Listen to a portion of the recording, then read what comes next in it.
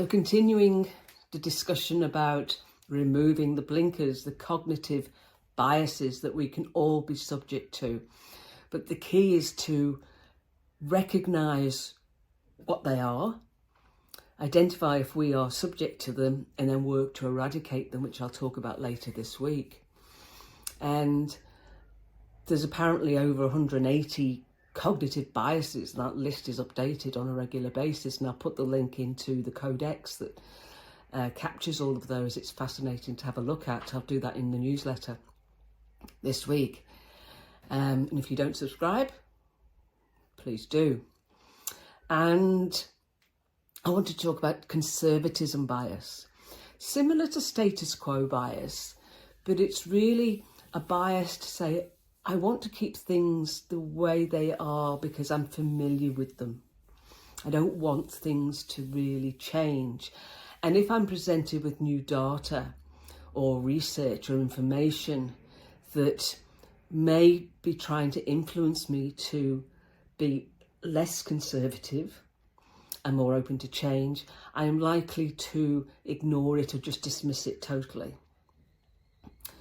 And conservatism bias can be really costly. Conservatism bias is what led Blockbuster to turn down the acquisition of Netflix for $50 million.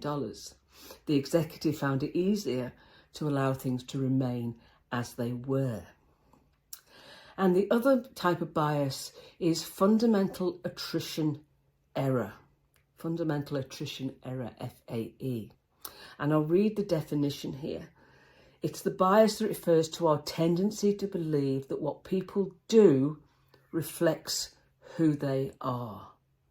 What they do reflects who they are.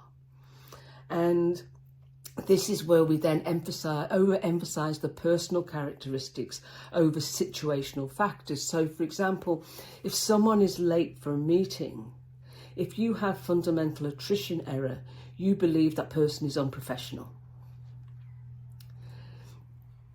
Whereas that person could have had some sort of crisis at home, some sort of emergency that's made them late for that meeting. They may be on time for all the other meetings that they come to, but because you've got fundamental attrition error, you've now said that person in your mind is unprofessional because they were late to that particular meeting.